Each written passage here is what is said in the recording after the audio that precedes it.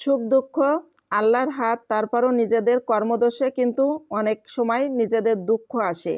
আল্লাহ পাক তো কখনোই মানুষকে দুঃখ দিতে চায় না, কারণ নিজেদের কর্মদোষে দুঃখ আসে, তাই না? তা আজকে হঠাৎ করে চলে আসলাম আমার আপার মেয়েদের বাসায়।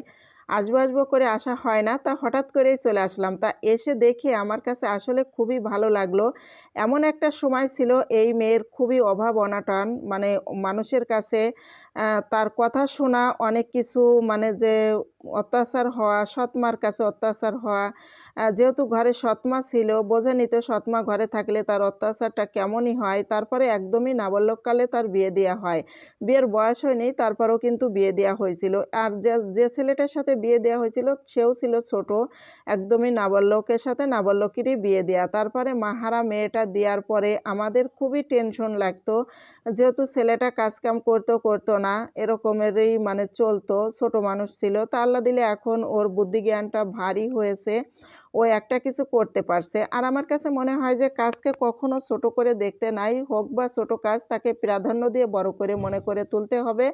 কারণ ছোট কাজ থেকেই কিন্তু মানুষ আস্তে আস্তে ধীরে ধীরে বড় হয়। তা বাসায় যখন আসলাম দেখে আমার প্রাণটা জুড়িয়ে গেল, কারণ ওরা নিজেরাই কারখানা খুলে নেছে। আর আমার ছেলেরা দেখেন বসে পড়ে ওরা নিজেরাই সেলাই পড়াই করছে, মানে মনের আনন্দে সেলাই করছে। আসলে দেখে আমার খুবই ভালো লাগছে যে মেয়েটা এখন একটু সুখে শান্তিতে আছে। তা মনে করলাম যে একটু ভিডিও করে আপনাদের সাথে শেয়ার করি। আর আমি যেখানে যাই সেখানেই তো ভিডিও করে আপনাদের সাথে শেয়ার করি। আজকে যেহেতু মেয়ের বাসায় আসলাম, কারণ আমার পেটের মেয়ে না, কিন্তু আমার বড় আপার মেয়ে, আপাটা মারা গেছে। তারপরেও মেয়েরা কিন্তু আমাকে অনেক ভালোবাসে, আমিও মেয়েদেরকে অনেক ভালোবাসি। আর এই মেয়েদেরকে নিয়ে আমার খুবই চিন্তিত থাকে। তা আজকে ইনশাল্লাহ আমার চিন্তাটা মুক্ত হলো। আমার সব কিছু দেখে আমার প্রাণটা জুড়িয়ে গেল। যেহেতু নিজেরা ঘরে কারখানা খুলে নিজেরা টাকা পয়সা উপার্জন করছে, ঘরে বসেই নিজেদের দোকান, সব কিছু নিজেদেরই। আমার কাছে দেখে সত্যি অনেক অনেক ভালো লাগলো। আর আল্লাহর কাছে সবসময় দোয়া করি আল্লাহ যেন ওদেরকে ভালো রাখে, সুস্থ রাখে, ওরা যেন এভাবে কাজ করে খেয়ে অনেক বড় হতে পারে। কারণ অনেকের কাছে অনেক কথা শুনেছে, মানুষ গরিব হলে কেউ কাউকে দেখতে পারে না, হিংসা করে। তা আসলে গরিবকে হিংসা করা উচিত না। আল্লাহ কাকে কখন যে কি দান করে কেউ বলতে পারে না। এই জন্যে কাউকে কখনো ছোট করে দেখতে নাই, সবসময়ের জন্য বড় নজরে দেখা উচিত। কিন্তু আমরা অনেকেই আছি ছোট মানুষকে, মানে যে যারা গরিব আছে তাদেরকে আমরা হিংসা করি। আসলে কিন্তু এটা করা উচিত না, যেহেতু ছোট থেকে মানুষ কিন্তু বড় হয়। আর আল্লাহ কার কপালে কি লিখে রাখছে কেউ বলতে পারে না, একমাত্র আল্লাহই জানে। তা এখানে এসে আমার কাছে খুবই ভালো লাগলো। তা আমি একটু বাজারে ঘোরাফেরা করতে আসছিলাম।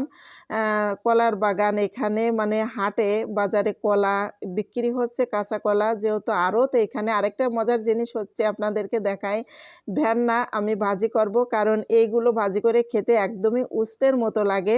তা মেয়েদের এখানে এসে গাছ দেখে আমি বললাম যে ঠিক আছে, এগুলো তোলো দিনই, আমি আজকে ভাজি করে খাবো। তা বলছে যে খালা এগুলো ভাজি করলে কিন্তু উস্তের মতো তিতা তিতা লাগে। তা আমি বলছি আচ্ছা, তিতা তরকারি তো খেতে আমি খুব পছন্দ করি। তা আমি আবার এই যে কেটে নিচ্ছি। তা বললাম যে এগুলো আমি ভাজি করব, উস্তের মতো লাগলে তো আমার কাছে সেই মজা হবে। প্রিয় বন্ধুরা, আশা করি আজকের ভিডিওটা তোমাদের সবার কাছেই ভালো লাগবে। আর আমি যেখানে আছি সেখান থেকে পারলে আরও ভিডিও তোমাদের সাথে শেয়ার করব।